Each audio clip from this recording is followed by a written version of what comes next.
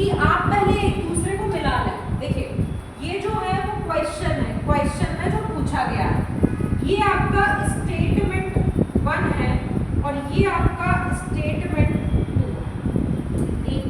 तो अगर आपका सपोज पहले से भी नहीं आ रहा और दूसरे से भी नहीं आ रहा है, तो एक बार ट्राई करें कि दोनों को मिलाकर आ जाए, और अगर दोनों को मिलाकर के आ जाता है तो आप टिक करेंगे both together are sufficient.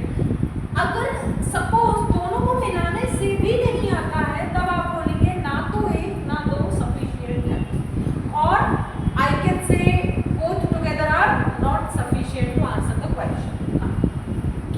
Data sufficiency में हम एक क्वेश्चन एग्जांपल के थ्रू इस बात को फुलफिल करते हैं।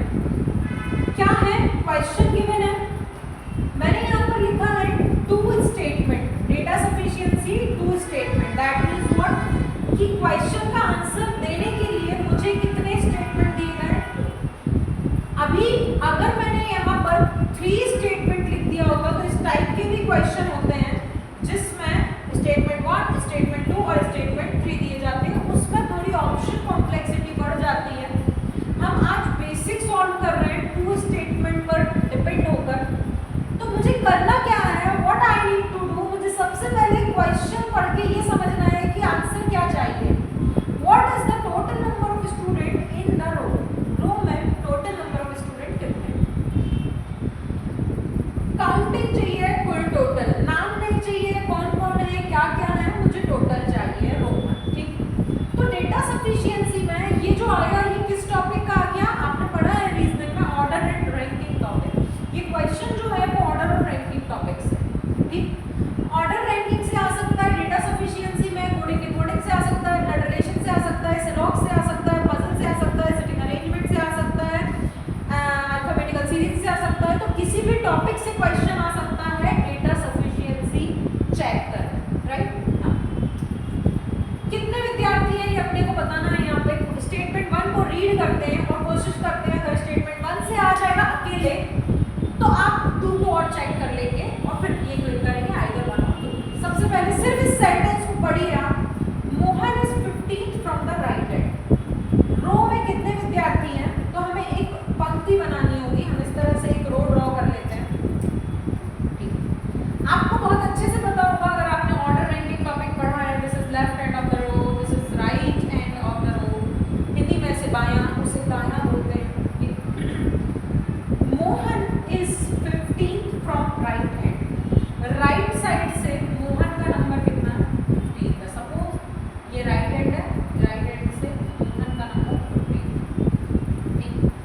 And another one, Ramesh is 13th from left hand, Ramesh भी उसी पंक्ति में बैठा है और वो बाएं छोर से कितने नंबर पर है, डेटा देख लीजिए, ये 13th नंबर पर, तो बाएं छोर से ये 13th नंबर पर, रमेश बाएं छोर से 13th नंबर पर।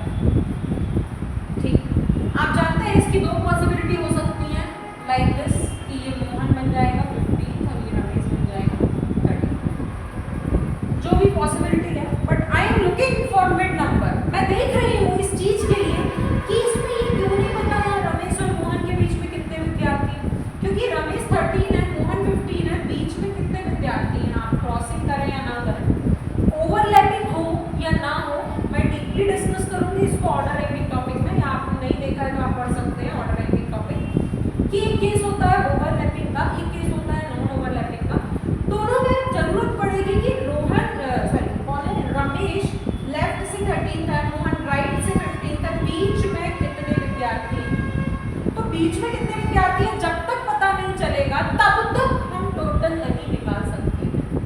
तो आपका टोटल कितना है ये फर्स्ट स्टेटमेंट से आएगा क्या, तो आप बोलेंगे फर्स्ट से आंसर नहीं आएगा।